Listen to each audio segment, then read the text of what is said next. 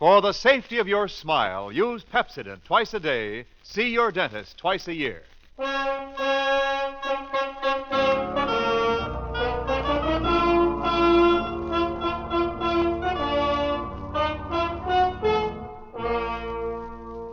Lever Brothers Company presents the Pepsodent program, The Adventures of Philip Marlowe, starring Van Heflin.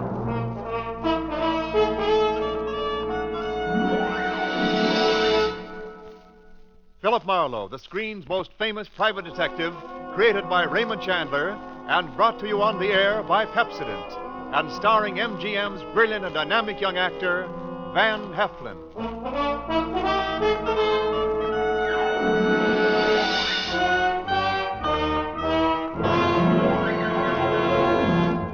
Now, families all over America have named their favorite toothpaste. New Pepsodent with Irium. New, fresh-tasting Pepsodent with a new, cool, minty flavor. Yes, in a recent test, new Pepsodent was preferred 3-1 over any other toothpaste. It's true. With families all over America, new Pepsodent is the favorite 3-1. Families from coast to coast recently compared new Pepsodent with the toothpaste they were using at home.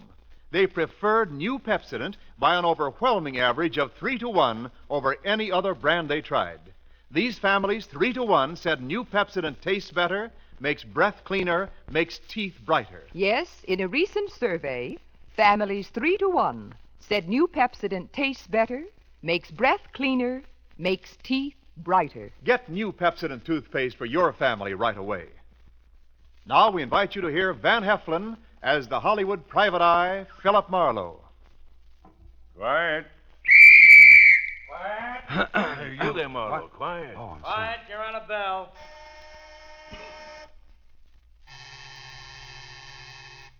All right. Roll 'em. Speed. Action. Oh, Robin, my dear, don't you remember me? For all that my hair is cut so short. Mary.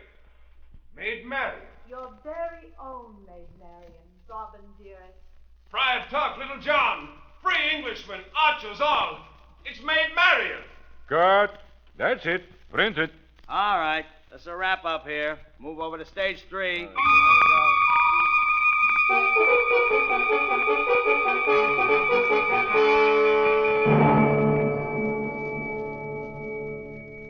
They were filming a new Technicolor version of Robin Hood over at the big studios on Santa Monica Boulevard, and I was there on salary at the request of the director of the picture.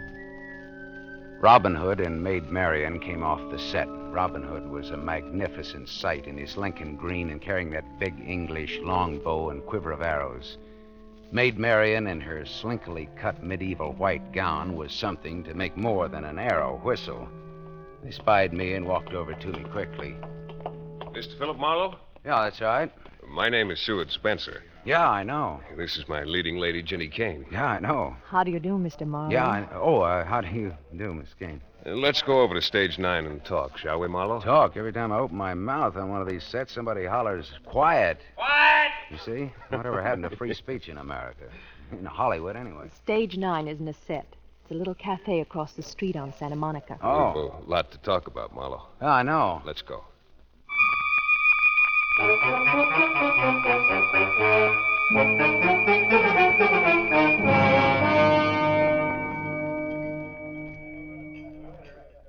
You see, Marlowe, Demetrio Sador, my director, hired you for what is to me a very embarrassing reason. It seems I'm supposed to protect you. And I feel very well able to take care of myself. Well, it's not safe for that half-mad brother of yours at large. Did Mr. Sador tell you the whole story, Marlowe? I said for me to get it from you.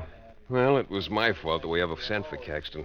But he's my brother, and he looks like me, and he's an absolutely terrific archer. Seward here is much better looking, though. Seward is the bow, but Caxton is the bowman, huh? Oh, they could have faked the scenes where I'm supposed to perform marvels of archery, but, well, we were all against that. Then I remembered my brother, a sporting goods salesman in Philadelphia, and a champion archer. And so you suggested that they send for Caxton to double for you in the shooting scenes, huh? Yes, in spite of the fact that Caxton hates the sight of me. Go on. I told Mr. Sador he could get the shots he needed with Caxton doubling for me. I'd go to my lodge at Big Bear during those 3 days. Caxton always resented Seward here because he made good and Caxton didn't. Now, let's see. There was something about Caxton leaving Hollywood, only not leaving Hollywood. What about that? Well, he never picked up the return ticket that the studio reserved for him at the airport. You figure that Caxton's still in town, then, huh? Definitely. You think he'd pick a fight with you? He picked a fight with Freddie Cole. Who's Freddie Cole? A perfectly harmless makeup man on the lot. And all Freddie asked was for Caxton to wear brown contact lenses over his eyes so he'd look like Seward here for the medium close-ups. My brother has blue eyes, you see. And he wouldn't wear the brown contact lenses, huh? No, he refused flatly. He said, let my big-shot brother wear blue contact lenses. What an unreasonable creature. I don't know. It sounds reasonable to me. You said that he fought with the makeup man, huh? Yes, but not for long. Freddie's half Caxton's size, but he knocked my brother kicking. Ooh. I suppose your brother swore to get him for that. How did you know? I don't know. Instinct. Philip Marlowe. Where is Oh, Philip Marlowe? Here, Mr. Sador, here. Oh, Mr. Marlowe, this is terrible. Simply terrible. They just found Fred Cole in Sherwood Forest. He's been shot. Shot? What? How? Who? I don't know who, but there's 2 feet of arrows sticking out of his back. You better show me where Fred is, Mr. Sador. Come on, let's go on the double.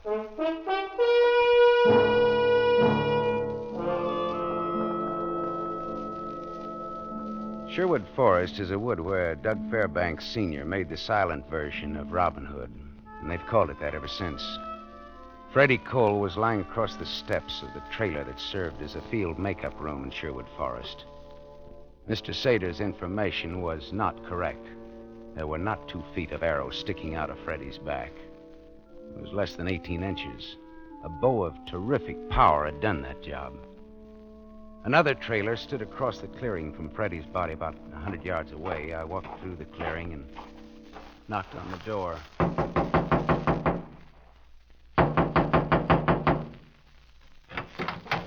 Yes, sir? The name's Philip Marlowe. I'm a private detective. Oh, it's about poor Freddie. That's right. Come in, come in. Thank you. Well, I see. This trailer's my workshop, Mr. Marlowe. You have a regular arsenal of bows and arrows in here, haven't you? Yes, sir. I make and repair bows and arrows for the men in the picture. See, it's about 100 yards from here to where Freddie was shot, isn't it? Just about. Did you ever service the bow of Caxton Spencer, the Star's brother? I did. Powerful weapon? Very. Good shot? Very. Bad man? Yes, very. Mm-hmm. Okay, well, thanks, Dad. I'll see you. What was that you said? I said I'll see you. You called me something. Oh, Dad. Yes. So long, Mr. Marlowe. So long, Dad. So long, son. So long.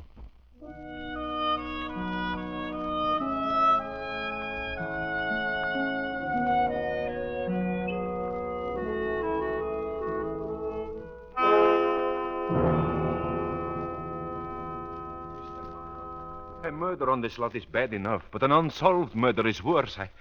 I'm very worried.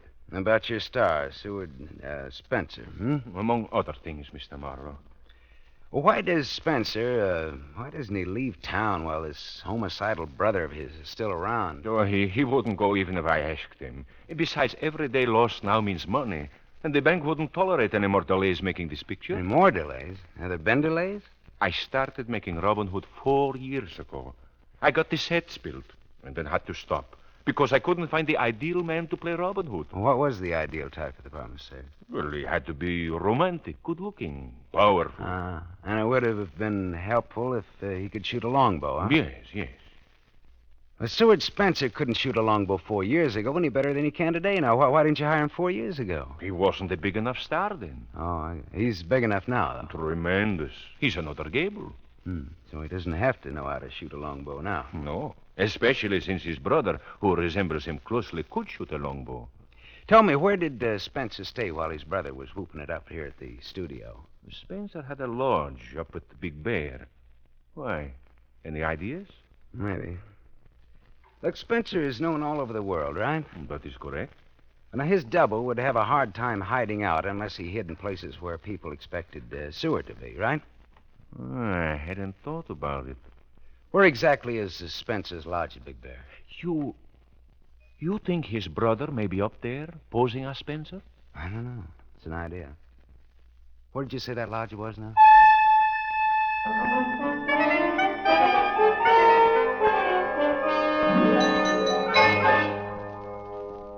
It was a peachy hunch, and I was proud of it.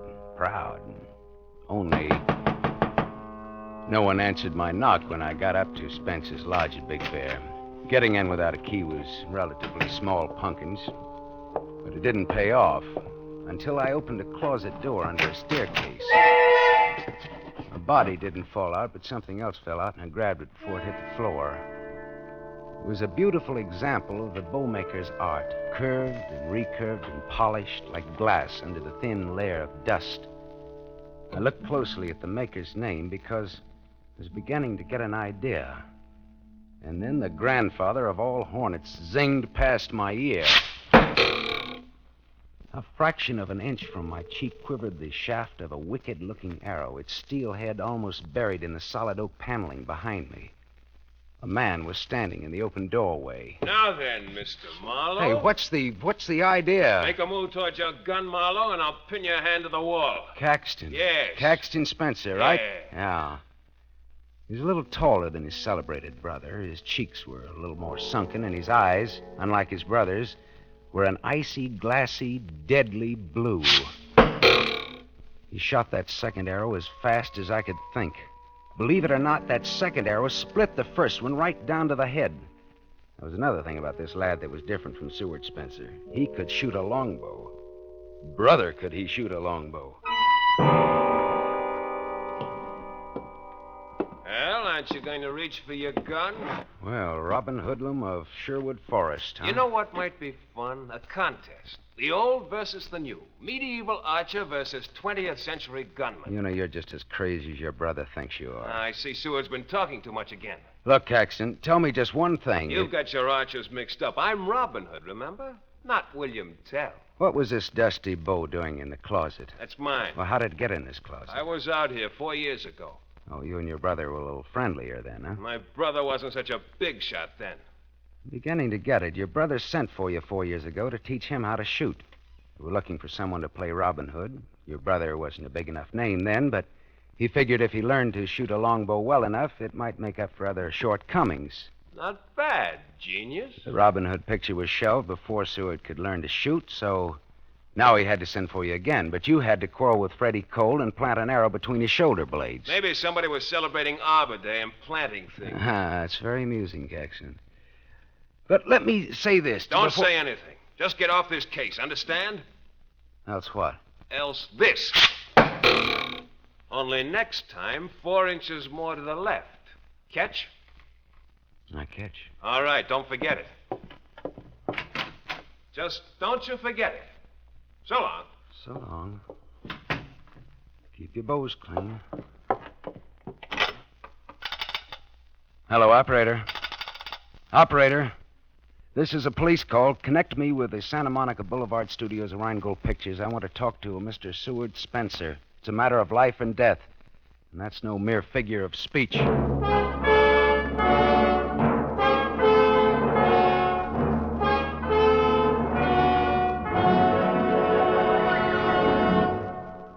You are listening to The Adventures of Philip Marlowe, starring Van Heflin.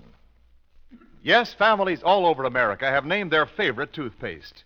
New Pepsodent with invigorating Irium foam. New fresh-tasting Pepsodent with a new, cool, minty flavor.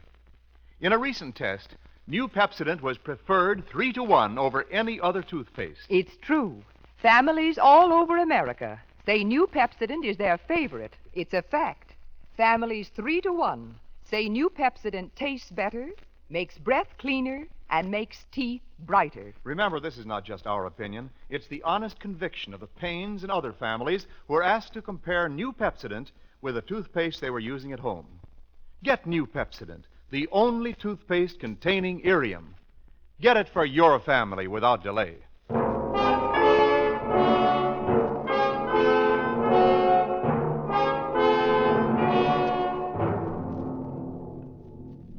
We continue with The Adventures of Philip Marlowe, starring Van Heflin, who appears by arrangement with Metro-Goldwyn-Mayer.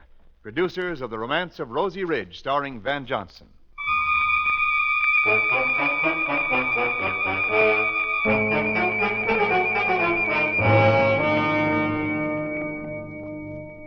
I couldn't reach Seward Spencer at the studio to tell him that his brother was around and on the warpath. I hung up for a second. And I tried something else just for fun, just another hunch. Hello, operator. Give me Western Union, please.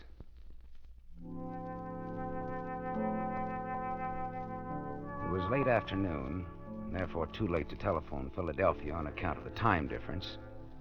I sent my telegram and gave my apartment address back in Hollywood for the answer that I expected in the morning. Then I drove back to Hollywood. It was dark when I gave up trying to locate Seward Spencer, but a bright moon was climbing the sky by the time I got to the archery trailer on location in Sherwood Forest.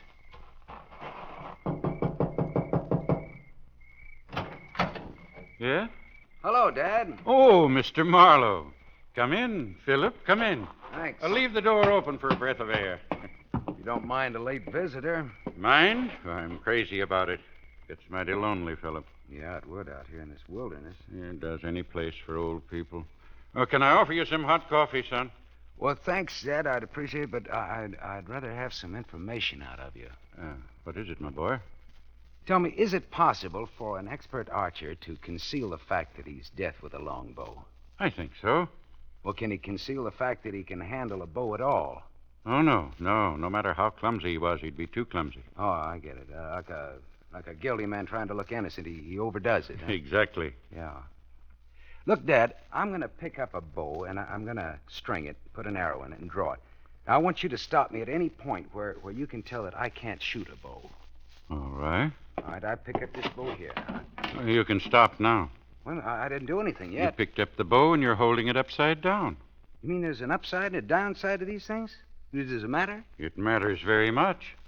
You might at least have played along with me a minute. After all, even a detective has his pride, you know. You asked me to stop you, and I did. Oh, sure. I was just kidding you, Dad. Dad, is anything wrong? No, nothing wrong. Excuse me. It's just that everybody else calls me Pop. Oh, well, look now, if you'd rather I call you No, that, I hate it. It's what smart, strong young people call old fellas like me. Pop. Treating us like children. Old folks ain't idiots.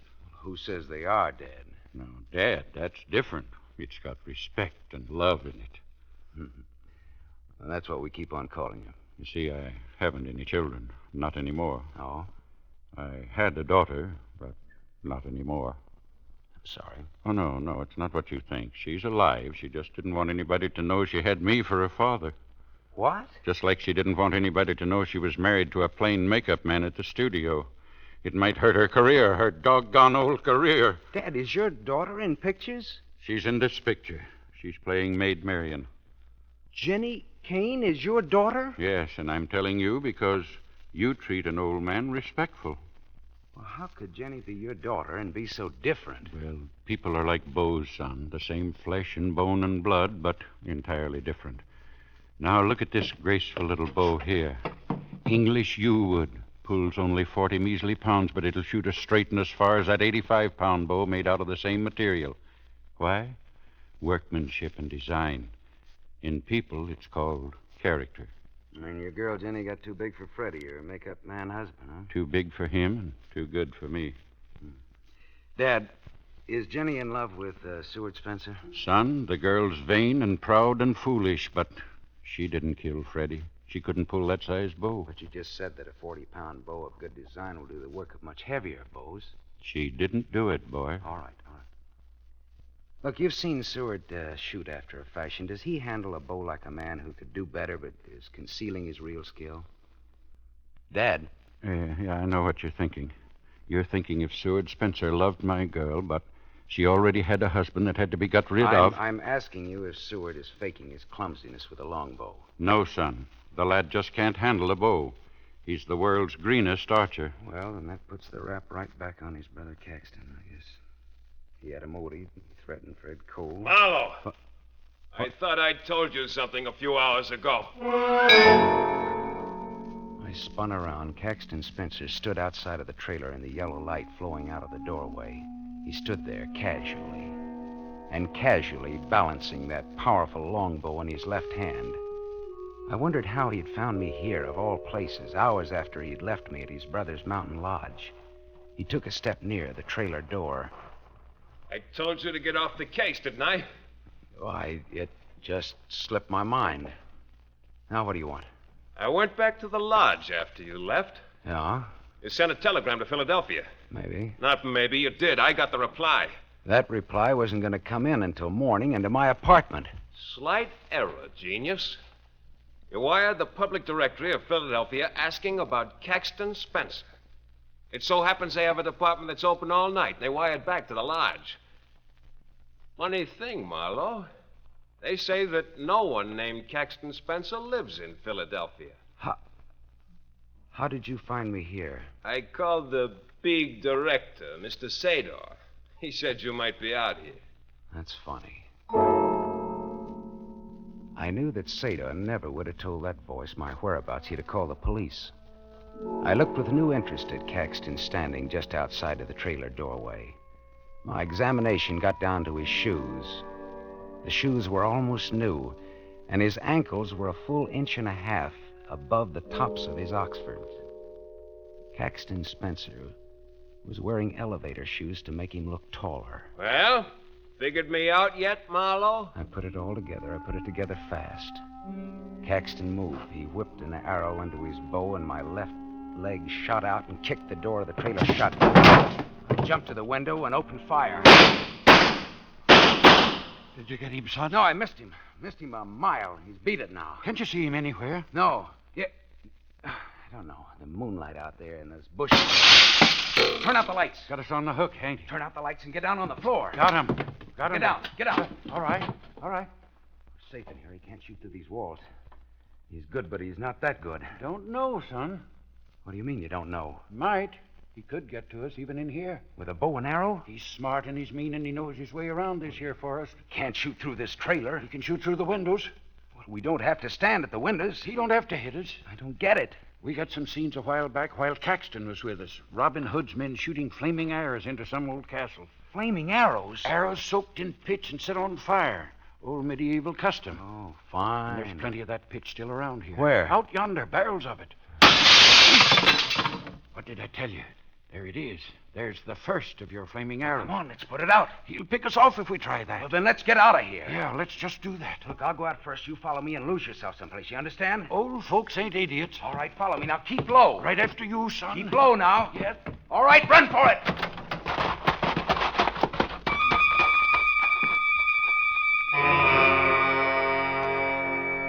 We dashed into the moonlight. A hornet clipped my cheek and wanged into the wall of the trailer. Run, Dad, lose yourself! See you later, son. See you later. I dropped to the ground and didn't move, but my eye measured the angle of that last arrow in the side of the trailer and the direction it had come from.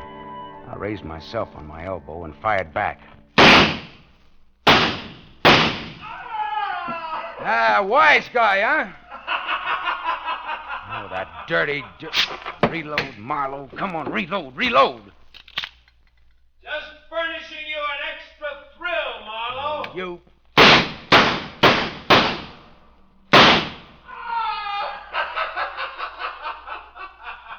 Or is that one getting stale, Marlowe? 2 shots left. 2 shots.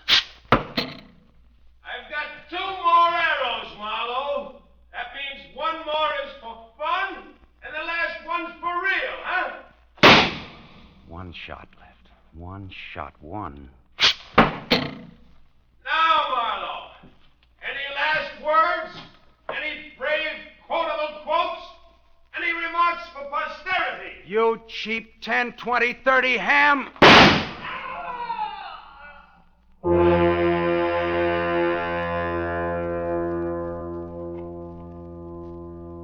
I waited for the laughter. The taunting, baked ham laughter. It didn't come. I waited with my empty gun clenched in my fist.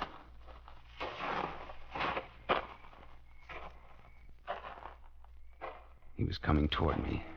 He knew I'd fired 14 shots and that I was finished.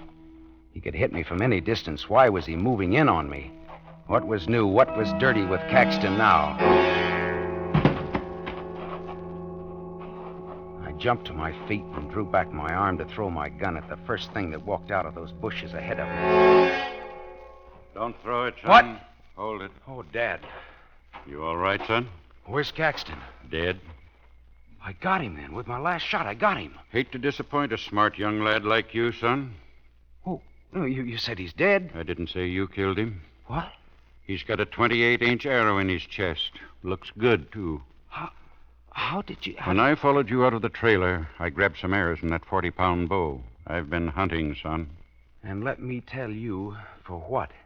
There never was a Caxton Spencer. Do tell. Caxton Spencer fought against wearing brown contact lenses over his eyes for a very good reason. He was already wearing blue contact lenses.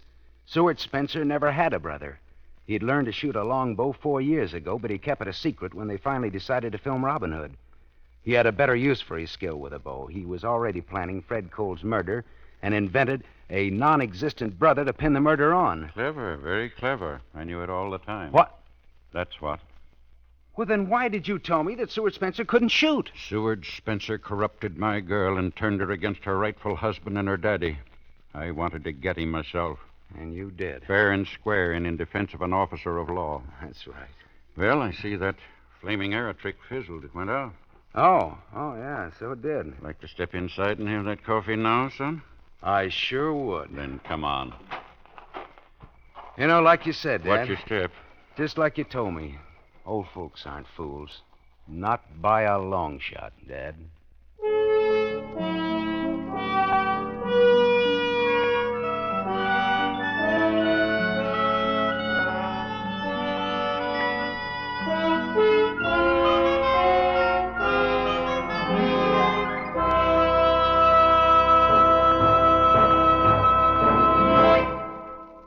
You have just heard Van Heflin, starring in the mystery series Raymond Chandler's The Adventures of Philip Marlowe, brought to you by the Lever Brothers Company, makers of Pepsodent. Van Heflin will return in just a moment. Men, here's an important announcement. News about a sensational hair tonic discovery. It's Trim Hair Tonic, made by Pepsodent. For the first time, science has created a hair tonic with pure virgin olive oil. There's no finer hair and scalp conditioner. Yes, because it contains pure virgin olive oil, Trim Hair Tonic conditions your scalp as it grooms your hair. Get new Trim Hair Tonic during the big 1-cent introductory sale at toilet goods counters now. 2 60-cent bottles, $1.20 value, only 61 cents. Ask for Trim Hair Tonic with olive oil.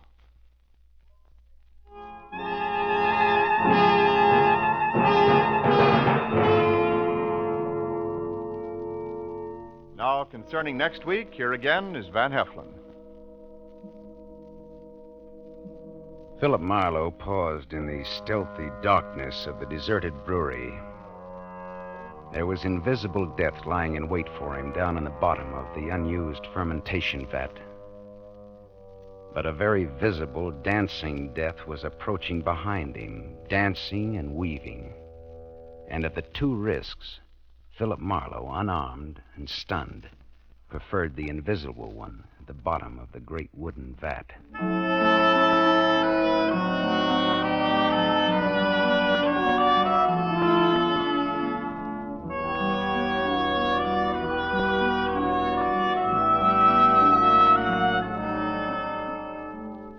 Tonight's story was written by Milton Geiger, based on the famous character and modern detective fiction, Philip Marlowe, created by Raymond Chandler. The original music was composed and conducted by Lynn Murray. This is Wendell Niles inviting you to listen again next week at the same time to another exciting mystery on the adventures of Philip Marlowe, starring Van Heflin with the distinguished cast.